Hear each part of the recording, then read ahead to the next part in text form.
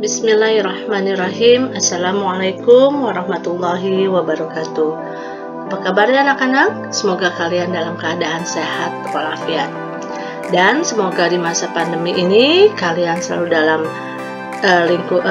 keadaan sehat walafiat, sekeluarga di rumah tetap selalu menjaga protokol kesehatan. Pada pertemuan hari ini, Ibu ingin menjelaskan tentang teknik pengolahan bahan serealia, kacang-kacangan, dan umbi. Nah, di sini Ibu sajikan makanan yang beragam, di mana dari sekian makanan yang ada di tampilan kalian, ini adalah perlu diolah terlebih dahulu. Dan bagaimana pengolahannya? Tentu berbeda-beda untuk menghasilkan makanan yang sangat lezat. Ada yang pengolahannya diolah dengan cara direbus, digoreng, ataupun ada juga yang cara di steam. Di sini sebelum kita belajar, Ibu ingin menjelaskan dahulu tujuan pembelajaran yang akan Ibu sampaikan.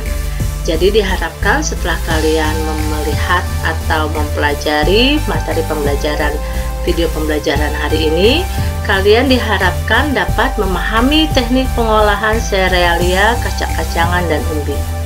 Yang kedua, dapat menyebutkan tahapan pengolahan makanan atau minuman berbahan dasar serealia, kacang-kacangan, dan umbi.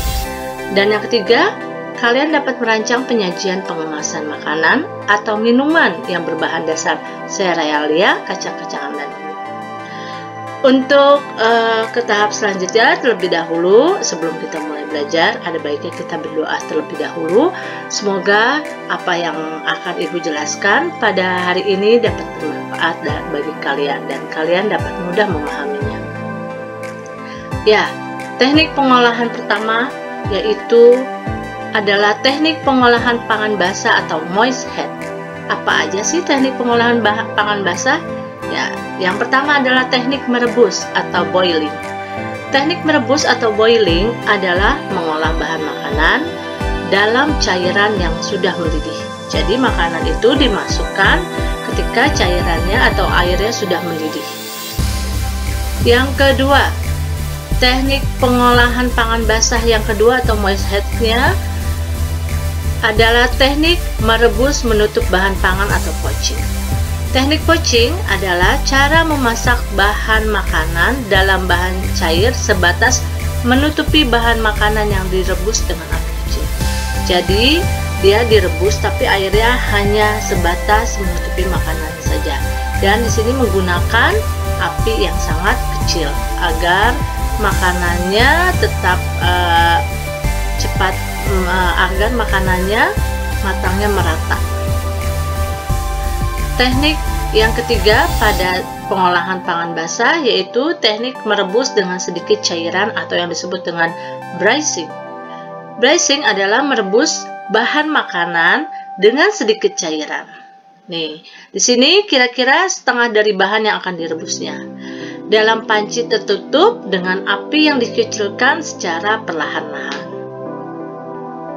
Teknik yang keempat dalam teknik pengolahan pangan basah yaitu teknik menyetup atau menggulai atau yang disebut dengan stewing.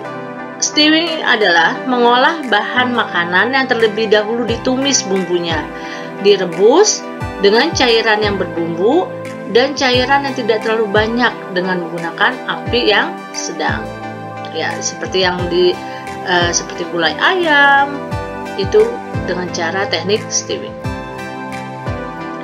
Teknik pengolahan pangan basah selanjutnya adalah teknik mengukus atau steaming. Di mana steaming adalah teknik memasak bahan makanan dengan menggunakan uap pendidih. Apa aja sih contohnya yang biasa kalian gunakan dengan teknik steaming? Contohnya kalau kalian mengukus bapau, kalian biasa yang mengukus jagung kalau bikin jasuke, itu juga menggunakan teknik steaming. Teknik selanjutnya adalah teknik mendidih atau simmering. Apa itu teknik simmering? Teknik memasak bahan makanan dengan saus atau bahan cair lainnya yang dididihkan dahulu. Baru apinya dikecilkan di bawah titik didih dan direbus agak lama, di mana permukaannya muncul gelembung-gelembung kecil. Teknik ini biasanya digunakan untuk membuat kaldu, untuk mengeluarkan ekstrak daging yang akan direbusnya. Nih, jadi kalau untuk merebus, ini fungsinya untuk teknik simmering ini untuk memperoleh kaldu dari daging rebusan atau ekstrak yang akan kita ambil. Teknik pengolahan pangan basah selanjutnya di sini adalah teknik mengetim. Apa sih teknik mengetim? Ya, ialah memasak bahan makanan dengan menggunakan dua panci yang berbeda ukurannya, di mana salah satu panci berukuran sangat kecil. Biasanya kita menggunakan teknik ini untuk mengetim makanan bayi atau mengetim atau mencairkan coklat batangan agar dapat dilelehkan. Ini menggunakan teknik mengetim. Selanjutnya adalah teknik pengolahan panas kering. Teknik kedua nih, kita sudah masuk teknik kedua, teknik pengolahan pangan panas kering atau yang disebut dry heat cooking. Di sini dry heat cooking juga mempunyai teknik-teknik yang terbagi lagi. Yang pertama tekniknya adalah menggoreng dengan minyak panas yang sangat banyak atau deep frying. Deep frying adalah memasak bahan makanan dengan menggunakan minyak yang sangat banyak, sehingga bahan makanan benar-benar terendam dan menghasilkan memperoleh hasil yang crispy. Seperti apa nih?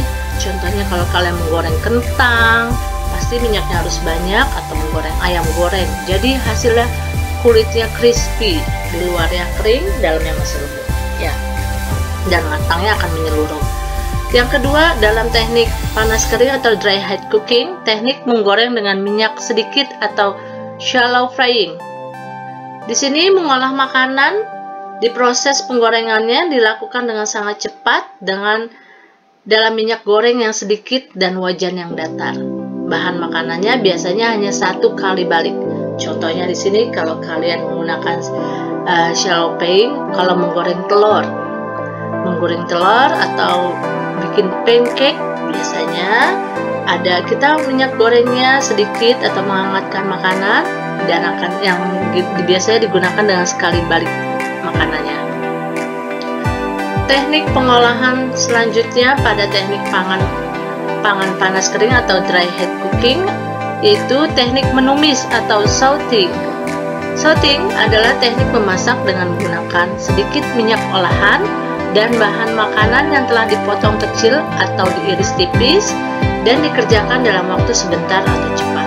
Biasanya kalau kita menumis sayuran itu menggunakan teknik sauteing. Teknik selanjutnya adalah teknik memanggang atau baking. Teknik baking adalah pengolahan bahan makanan di dalam oven yang panas dari segala arah tanpa menggunakan minyak atau air. Biasanya kalau baking ini dalam membakar, baking oven, bikin kue, roti, ataupun ayam panggang oven. Teknik selanjutnya, teknik pengolahan pangan panas kering atau dry heat cooking yaitu teknik membakar atau grilling.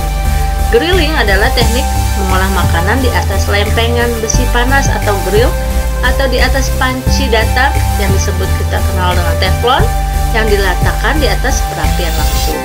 Biasanya teknik membakar ini kalau kita membakar sate atau daging panggang, daging yang dibakar ya, sate ya biasanya.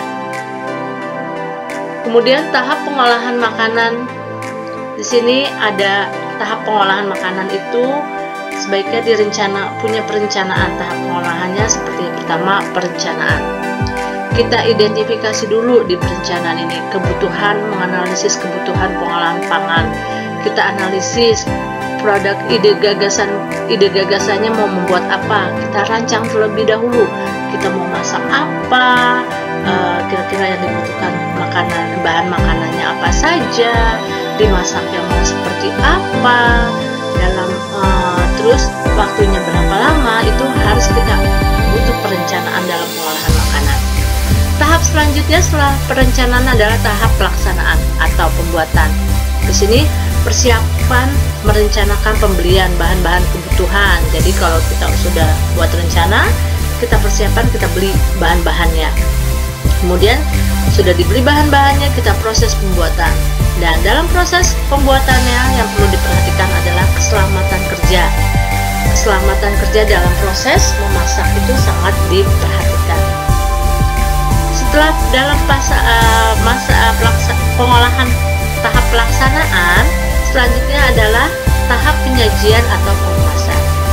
Sini dalam tahap penyajian atau pengemasan yang perlu diperhatikan adalah wadah penyajiannya dan estetika. Kemudian dalam penyajian juga perlu diperhatikan penyajiannya harus menarik, bagaimana makanan itu dihidangkan semenarik mungkin agar orang dapat tertarik untuk mencicipinya atau memakannya. Setelah tahap penyajian adalah tahap evaluasi, di mana di tahap evaluasi ini merasakan hasil produk pengolahan pangannya. Jadi sudah disajikan, dievaluasi rasanya enak atau tidak, kurang apa ini masakannya. Kemudian mengevaluasi seluruh proses atau setiap tahapan pembuatan pengolahan sebagai bahan perbaikan. Dievaluasi, oh ternyata masakannya kurang ini, kurang mengembang, berarti harus ditambahkan ini pengembangnya, atau masakannya kurang matang, berarti besok kita buat lagi dengan waktu memasaknya lebih lama, seperti itu. Kemudian penyajian dan pengemasan. Dalam penyajian dan pengemasan, dalam proses pengolahan makanan ada 6 prinsip yang harus diperhatikan, yaitu keadaan bahan makanannya. Keadaan bahan makanannya masih segar atau tidak, bagus atau tidak, ini baik untuk dikonsumsi atau tidak, itu keadaan bahan makanannya diperhatikan. Yang kedua, cara penyimpanan bahan makanan.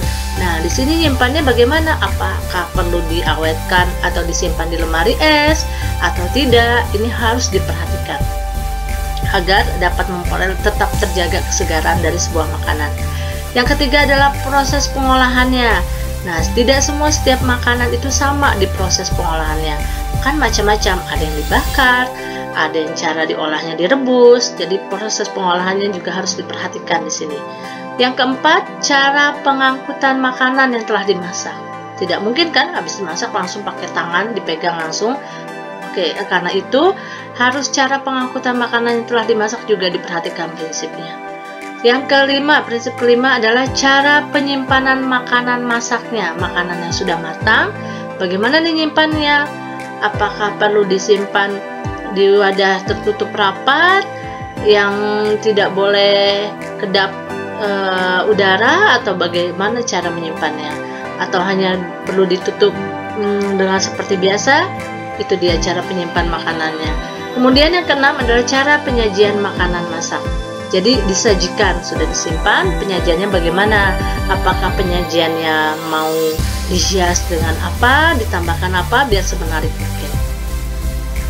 Selanjutnya penyajian dan pengemasan di sini. Di Indonesia banyak sekali penyajian dalam pengemasan sebuah produk makanan. Ada yang menggunakan berbahan dasar alami seperti daun pisang, ada juga yang sekarang sudah banyak pengemasan itu yang lebih simpel menggunakan kertas atau wadah. Ada juga yang pengemasannya menggunakan mangkuk, atau yang ada juga yang dapat ditutup kembali. Ada untuk selanjutnya ada juga yang masih tradisional. Sekarang kita sudah menggunakan anyaman bambu, diolah sedemikian menariknya sehingga dapat pengolahan penyajiannya, pengempasannya jadi menarik. Kemudian ada juga yang menggunakan penyajian pengemasannya menggunakan plastik. Ada yang menggunakan kardus ya. Makanan sekarang tuh sudah banyak yang penyajiannya menggunakan kardus, dan ada juga yang masih menggunakan daun pisang. Tapi semuanya ini merupakan penyajian yang disajikan untuk kehigienisasiannya, kemudian higienis dari penyajiannya, cara untuk pengolahannya, dan yang pasti untuk melindungi dari makanan itu sendiri. Dan ada baiknya dalam pengemasan atau penyajian, pengemasannya itu lebih baik kita menggunakan berbahan dasar yang dapat diolah kembali, didaur ulang kembali. Sebaiknya kita menghindari pengemasan yang menggunakan plastik, karena kita akan susah untuk mendaur ulang kembali. Demikianlah penjelasan dari materi yang Ibu sampaikan pada hari ini. Semoga dapat bermanfaat bagi kalian dan kalian dapat memahaminya. Kurang lebihnya Ibu mohon maaf. Mudah-mudahan kalian dapat memahaminya. Wabillahi taufiq wal hidayah. Wassalamualaikum warahmatullahi wabarakatuh.